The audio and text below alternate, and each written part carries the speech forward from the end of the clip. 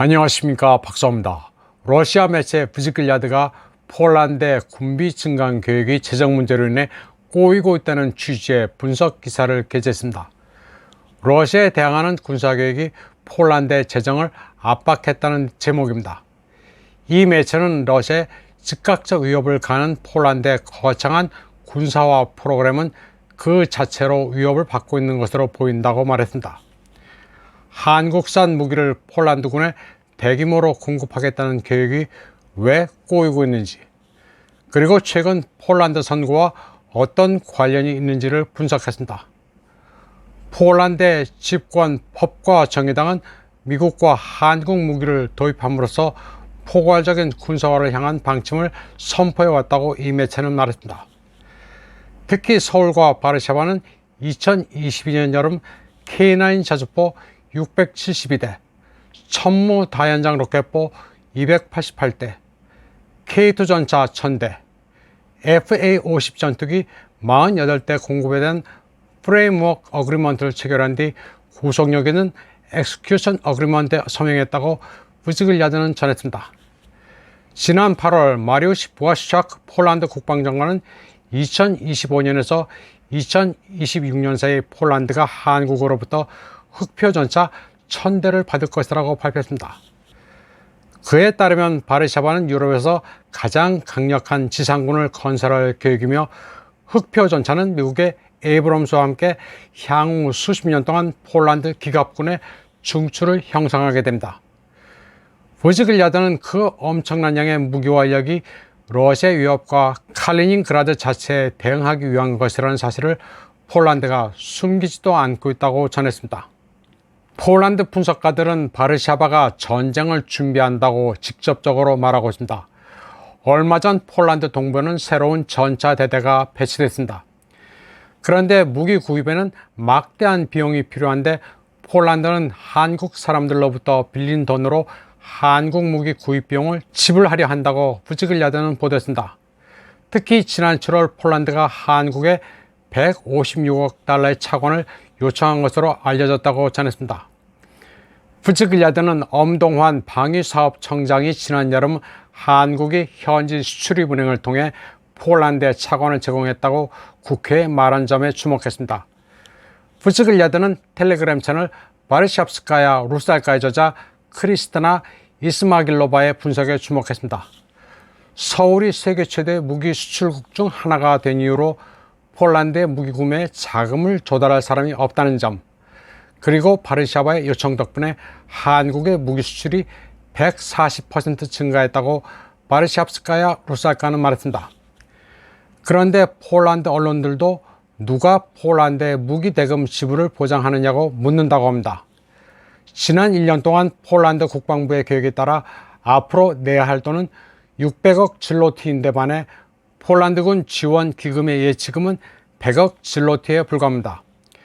그리고 폴란드 국립은행은 이론적으로 정부를 도울 수는 있으나 이미 2023년부터 2024년 사이에 상환해야 할 채무 채권을 구입했다고 이스마길로바는 말하고 있습니다.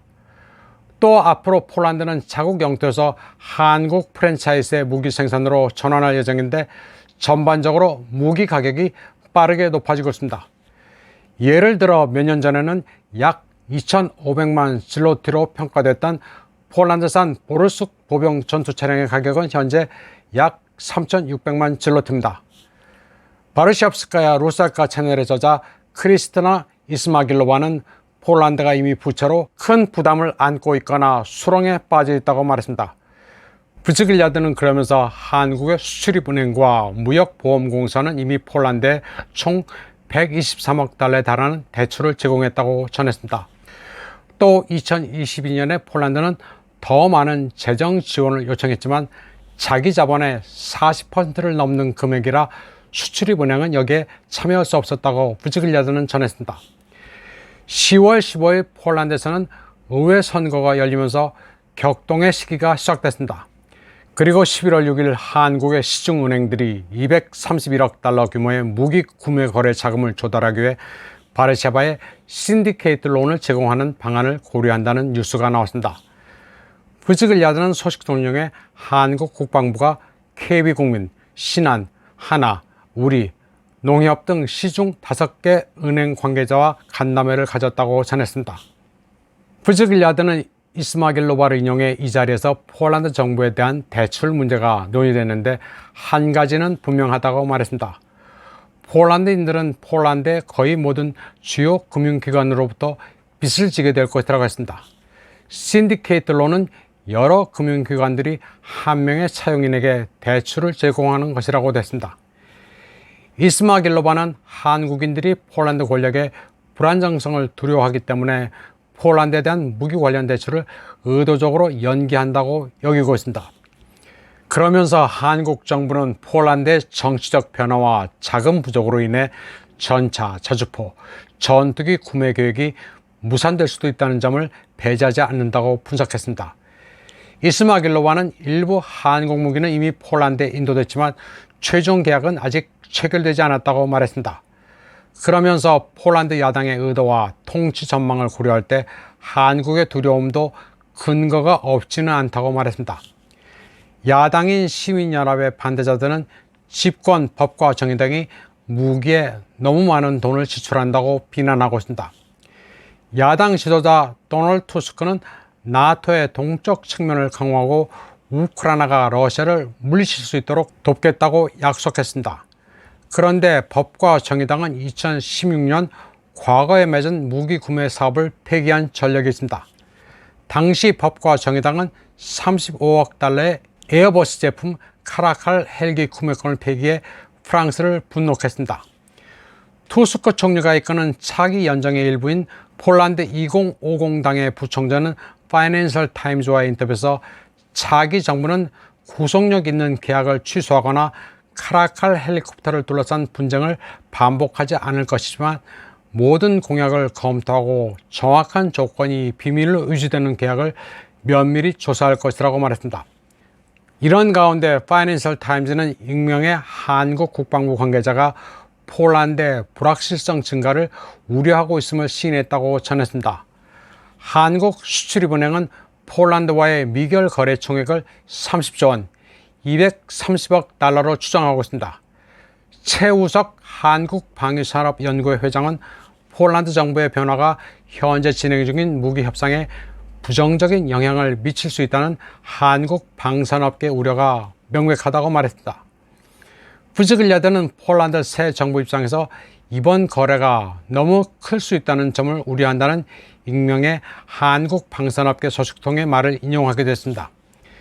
이 매체는 또 일부 한국 국회의원들이 폴란드의 부채 상환 능력에 대해서도 우려한다고 전했습니다. 그러면서 수출 계약이 폴란드 국방 예산에 비해 너무 큰 것 같다는 홍용표 의원의 발언을 인용했습니다. 부즈길야드는 폴란드가 예전에 합의했었던 35억 달러 상당의 카라칼 헬기 구매권을 폐기한 사태 비슷한 게 재현될까 한국이 우려한다고 분석했습니다.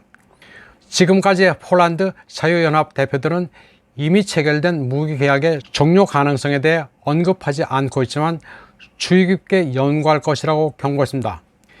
이름을 밝히지 않은 바르샤바의 한 컨설턴트는 파이낸셜 타임즈에 가장 큰 문제는 차기 폴란드 정부가 이 모든 계약을 감당할 수 있는지의 여부라고 말했습니다. 이번 방송은 여기까지 하겠습니다. 시청해주신 여러분 감사합니다.